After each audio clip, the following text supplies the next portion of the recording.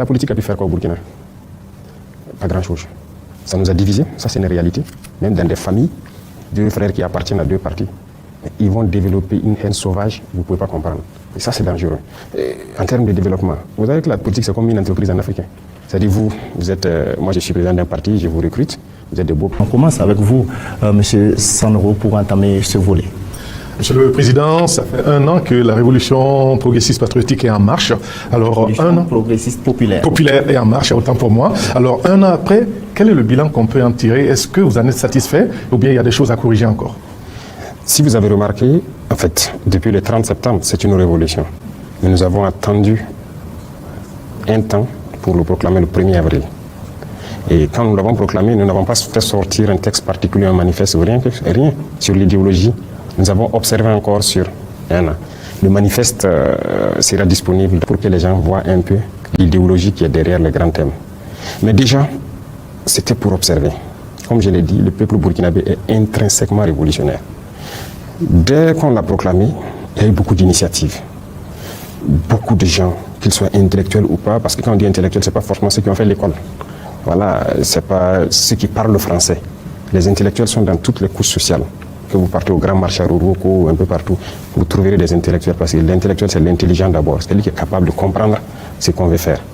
Ils ont pris beaucoup d'initiatives pour expliquer le comportement qu'il faut pendant la Révolution, pour expliquer ce qu'il faut faire pendant la Révolution.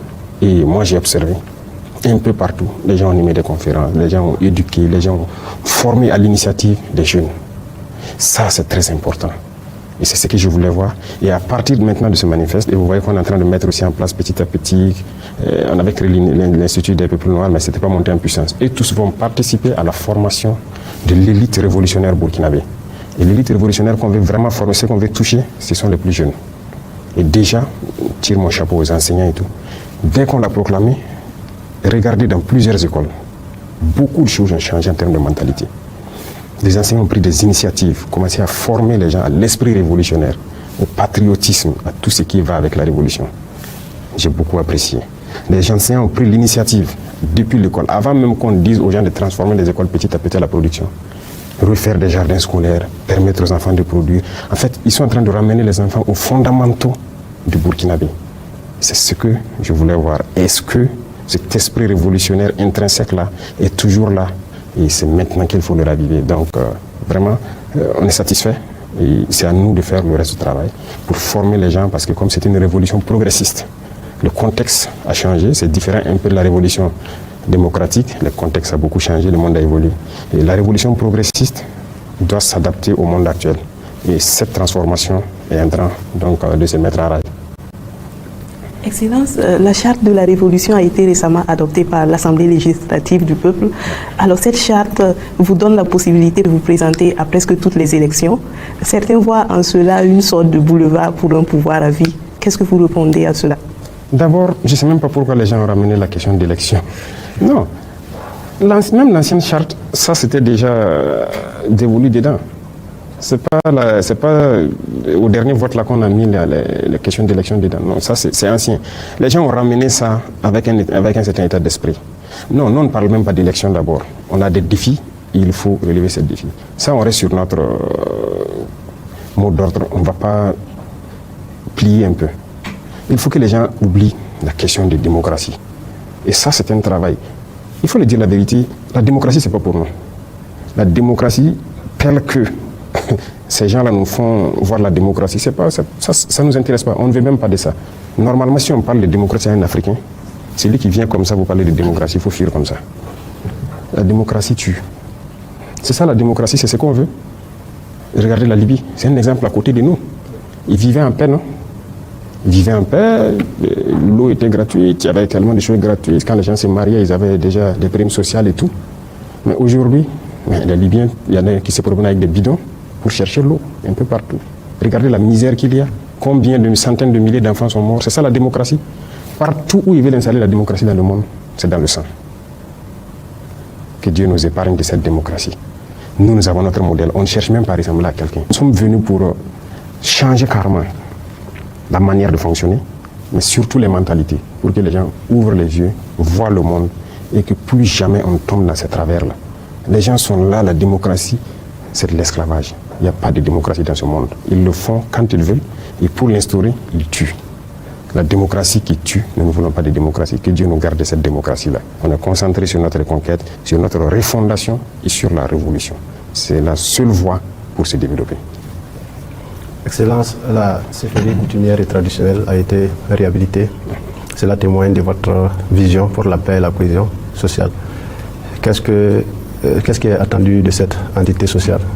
Oui, je l'ai souvent dit, en fait, la chefferie coutumière, c'est le lieu pour moi encore de les remercier, de les féliciter pour cet état d'esprit, parce que ce n'est pas facile. Je dis souvent, même nous, qui sommes jeunes, nous sommes nés dans un système. Et pour changer la mentalité de quelqu'un qui est né dans un système, c'est très difficile.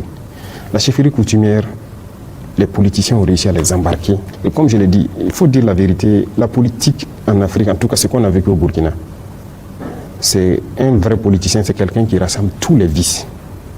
Menteur, flatteur, quelqu'un qui ne sait jamais, qui sait bien parler, un beau parleur, il déplace les problèmes. C'est ça la politique. Et si vous embarquez la chefferie coutumière dans ça, quelle sera sa valeur? Mais aujourd'hui, nous avons décidé de les détacher totalement de l'esprit politique, de les ramener dans leur rôle. Parce qu'un chef coutumier, en termes de justice, vous avez vu la loi Faso Boukaouré que nous avons fait adopter. La chefferie coutumière est le centre de cette loi. Dans notre société, tout ne part pas devant le juge moderne en fait.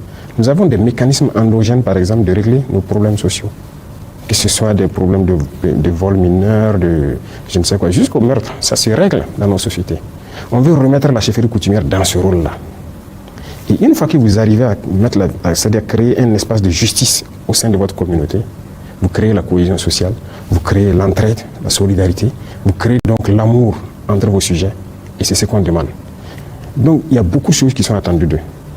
C'est qu'ils soient ceux-là qui transmettent nos valeurs endogènes à la jeunesse. Et montrer à nos jeunes comment est-ce que le Burkinabé d'antan faisait. Jusqu'aujourd'hui, Dieu merci, nous avons pu conserver dans presque toutes les communautés une architecture ancienne de comment nos sociétés fonctionnaient. Et donc c'est au chef coutumier de refaire, ressurgir cette architecture-là, de l'implémenter et d'aider le modernisme à faire la liaison. Donc c'est un rôle très complexe qu'on est en train de leur confier, mais je suis confiant avec donc l'état d'esprit qui s'est développé autour déjà des discussions sur cette loi qu'ils pourront réussir la mission. Donc vous confiez un rôle complexe à la chefferie traditionnelle et pendant ce temps, il y a une loi qui a été adoptée également sur les libertés religieuses en tant que telle. Et je crois que cette loi a fait quand même pas mal de grincements dedans. Et souvent, il y a des incompréhensions autour. Ah bon? Mais une loi qui n'est même pas débattue à l'Assemblée, qui grince les dents, est-ce que les gens ont lu? Quand il y a une loi, est-ce que ceux qui parlent de la loi ont lu la loi d'abord? Est-ce qu'ils ont compris la loi? L'Assemblée va convoquer bientôt les fêtières religieuses pour discuter de la loi. Et donc, les fêtières, ce sont les représentants, ce sont les responsables des différentes religions. Ça n'a pas encore été fait. Sinon, ce n'est pas encore débattu, donc beaucoup de gens ne connaissent même pas le contenu de la loi. Donc, comme je l'ai dit, il y a toujours des gens faciles à manipuler, d'esprit faible, qui ne cherchent pas trop loin, qui sont beaucoup ignorants. Il faut savoir que les propositions n'émanent pas même du gouvernement forcément, parce qu'il y a eu des concertations avant, avec beaucoup de communautés. C'est une loi ça fait plus d'1 an de concertation avec les communautés. Et donc, il y a un certain nombre de réformes à l'intérieur, mais surtout d'organisation. Et je pense que c'est une loi qui protège plus les religieux. En ce sens que, vous voyez, imaginez n'importe qui se lève aujourd'hui, il s'autoproclame un leader, il prêche comme il veut, ce qu'il veut, il peut développer tout seul une idéologie et il n'est sous contrôle de personne. Cette loi permet d'organiser. Quand vous prenez au niveau donc des catholiques, il y a une fêtière. Au niveau des coutumiers, il y a des fêtières. Au niveau des musulmans, il y a des fêtières. Et c'est cette fêtière qui doit normalement organiser la vie dans la communauté. Quelqu'un, par exemple, ne peut pas se lever, se donner des titres et se mettre à prêcher ce qu'il veut. Si, par exemple, vous devrez être un imam ou bien être un leader religieux qui doit prêcher ou quelque chose, dans la loi, il est prévu que votre fêtière qui doit vous délivrer un papier qui authentifie que vous avez la capacité de pouvoir exercer ce que vous voulez exercer. Mais ça donne du poids aux leaders religieux, au lieu que ce soit le désordre qui est installé là. Quelqu'un se lève, il construit sa mosquée, il fait ce qu'il veut. Il construit son temple ou son église là-bas, il fait ce qu'il veut.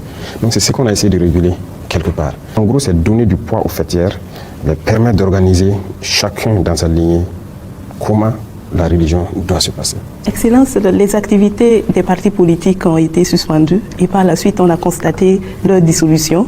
Alors, quel message se cache derrière ces décisions? Aucun message. La politique a pu faire quoi au Burkina? Pas grand-chose. Ça nous a divisés, ça c'est une réalité. Même dans des familles, deux frères qui appartiennent à deux partis, mais ils vont développer une haine sauvage, vous ne pouvez pas comprendre. Et ça, c'est dangereux. Et en termes de développement, vous savez que la politique, c'est comme une entreprise en Afrique. C'est-à-dire, vous êtes, moi je suis président d'un parti, je vous recrute, vous êtes de beaux parleurs, de beaux trompeurs. On flatte les gens, ils nous suivent. On a des opérateurs économiques à gauche et à droite qui nous aident à financer. Et vous partez corrompre les gens. Une fois que vous avez bien corrompu, si on gagne les élections, qu'est-ce qu'on peut faire? Voler pour un retour sur investissement. Et ces opérateurs qui vous ont financé, vous n'avez pas le choix. Vous êtes obligé de les donner tous les marchés de l'État. Vous ne pouvez pas les faire payer la douane comme il faut. Vous ne pouvez pas faire payer les taxes comme il faut. Parce qu'ils ont besoin d'un retour sur investissement. C'est ça la réalité. Même nous, quand on est arrivé, il y a des opérateurs qui nous ont approchés aussi pour financer ou quelque chose. Nous ne sommes pas des politiciens. Si vous voulez donner l'argent, c'est ce qui nous a amené déjà à créer une commission de réception des dons, si vous vous souvenez. Après, les FSP maintenant. Parce qu'on cherchait les gens, mais on a dit, bon, comme vous en avez trop et que vous avez une sale habitude, donnez. On prenait et on pose le trésor dans un compte. Maintenant, si après, tu viens derrière pour dire, ah, bon, moi, nous vous soutiens, il faut que j'ai mes camions à la douane, ah, ils ont dit ici, ça, il faut nous aider à sortir. Généralement, c'est ce qui se passe. Ils vous expliquent même la méthode, parce qu'ils vous disent que vous êtes jeune, vous ne connaissez pas. Ça ne marche pas avec moi. Tu vas payer toute la douane, tu vas payer toutes tes taxes comme il faut. Si tu veux faire chanter quelqu'un parce que tu as soutenu ou quoi, c'est au trésor, ça aide les combattants. Donc c'est cette manière de faire la politique et tout. On a mis fin. Ça, il faut une nouvelle idéologie politique. Et il faut une formation avant qu'on parle de politique, à notre manière. Donc voilà pourquoi on a suspendu. Et après on a dissous. Mais eux-mêmes, ceux-mêmes qui faisaient la politique sont d'accord. La RPP, là, c'est pas d'autres personnes, ce sont les mêmes individus, mais je pense que les gens ont compris maintenant qu'ils étaient manipulés, ils étaient sur la fausse voie, et maintenant on est en train de reconstruire quelque chose de nouveau. Donc quelque part, c'est pas des individus qui ont quitté, ce sont les mêmes individus, mais je pense qu'il y a eu un déclic qui permet de repartir sur de nouvelles bases. Donc c'est dissous, les partis impérialistes, mais les hommes sont là, en train d'être reconstruits à mesure de lancer la machine Burkina Faso.